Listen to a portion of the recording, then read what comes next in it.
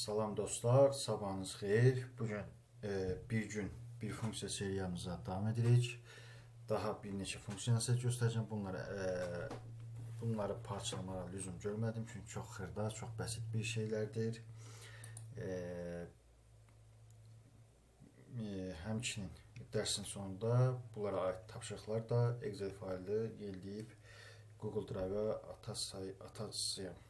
Həmçinin bir şey nəzərinizə çatdırım. Deməli, mən hər dəfə paylaşıram sizinlə videoları və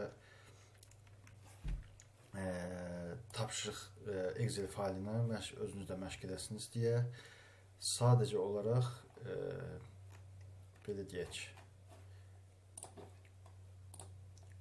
Mən hər dəfə girib deyək ki, buradan yeniləyirəm. Excel faylını bunu silirəm və yeniləyirəm və ən aktual Excel faylı sonuncu videoda olur. Əvvəlki videolardakı ola bilər işlənməyə bilər. Belə. Gəlin burada sileyim. Yenisini yükləyəcəm.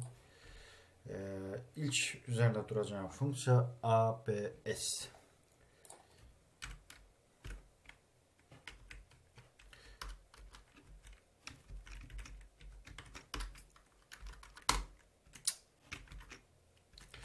ABS funksiyası nədir? Baxın, normalda 1-dən 0 çıxanda 1 olur, 2-dən 2 çıxanda 0 olur, 3-dən 4 çıxanda -1 olur, 4-dən 6 çıxanda -2, 5-dən 8 çıxanda -3 olur. ABS sadəcə mənfiləri yığışdırır. Riyaziyyat dərsində modullar var idi, səhv etməmsə, yadınızdadırsa, 8-ci sinifdən. Sadəcə belə deyək, rəqəmlər arasındakı məsafəni belə deyək, göstərir. Necə işləyir, o da sizə göstərir. ABS.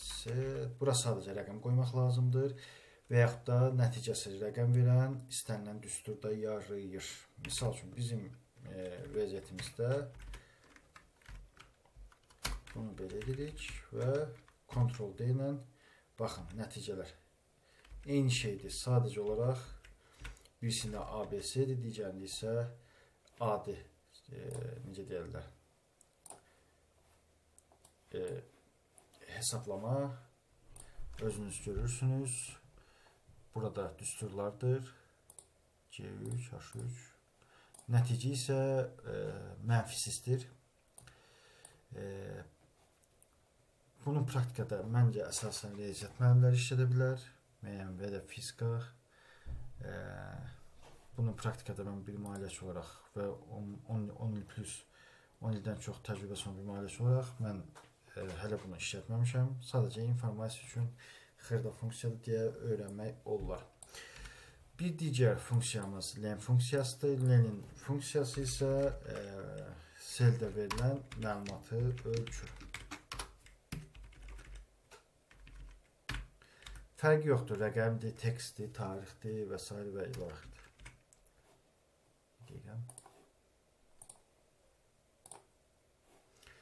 Burada nəzərdə çatdırım ki, əvvəlki dərslərdə sizə göstərmişdim. Hər bir tarixin, belə deyək, bağlı olduğu bir şey var.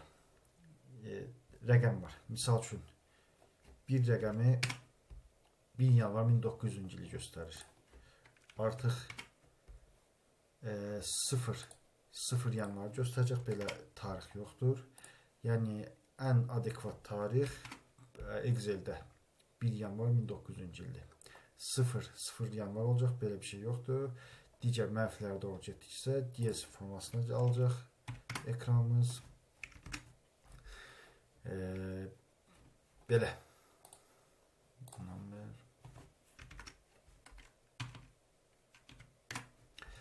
Bunu harada işlədirik? Misal üçün, bəzən telefon nömrələri məlumat bazası olur, ancaq nömrələr düzgün yazılmaya bilir. Bu zaman len funksiyası ilə, məsələn, Azərbaycanda nömrələr seriyadan başlayaraq, misal üçün 050, 702, 16, 55 rəqəmlər əsasən 3, 5, 7 simvollu olur, seriya nəzərə almasaq. Biz indi kimisə nömrəsini səhvən, təsadüfən yazıb yanlış anlaşılma yol vermədir. Belə simvolik rəqəmlər yazıram. Baxın 3, 2, 3, 1, 3. Len funksiyası belə işləyir.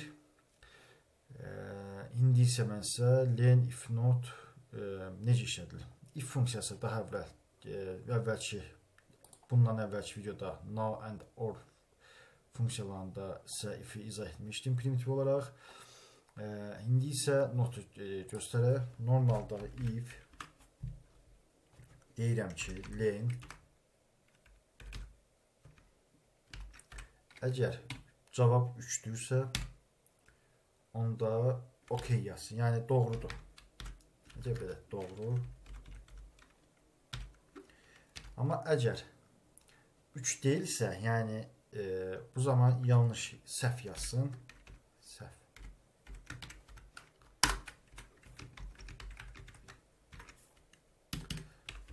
Yəni burada belə eləyək. 4 çıxdı. Baxın, 555 3 ədəddir, doğrudur. 88 2 ədəddir, səhvdir. 888 3 dənə rəqəmdən ibarətdir, doğrudur. 4444 səhvdir. 7 1 ədəddir, səhvdir. 999 doğrudur, səhvdir. Bu if'in normal deyək işləmə mexanizmidir. Not isə artıq belə deyək. Yoxladıqdan sonra bu doğru ilə səhvin yerini dəyişir. Lower dildə desək. Necə işləyir? Gəlin baxaq. Bura mən if-dən sonra not qoyuram.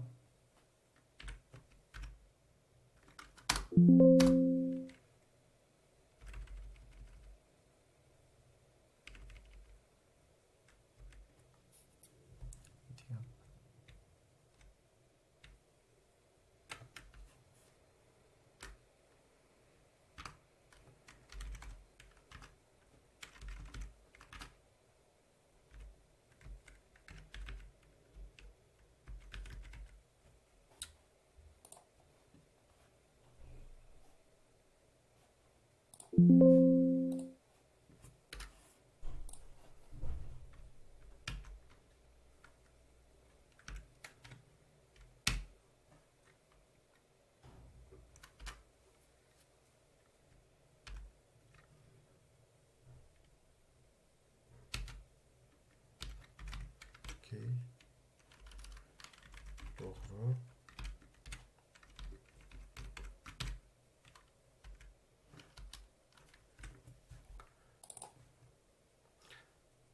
Gəlin. Bir dənə də normalını yazaq. If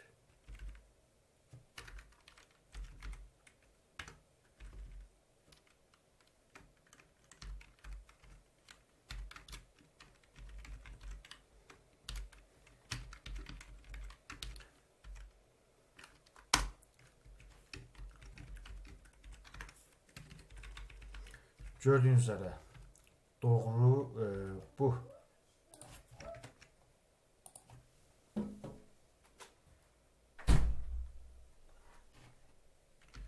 Normal if plus not. Burada gördüyünüz üzere mən funksiyada vermişəm ki, şərt olaraq əgər bunun uzunluğu 3-dürsə doğru yazsın, değilsə səhv yazsın.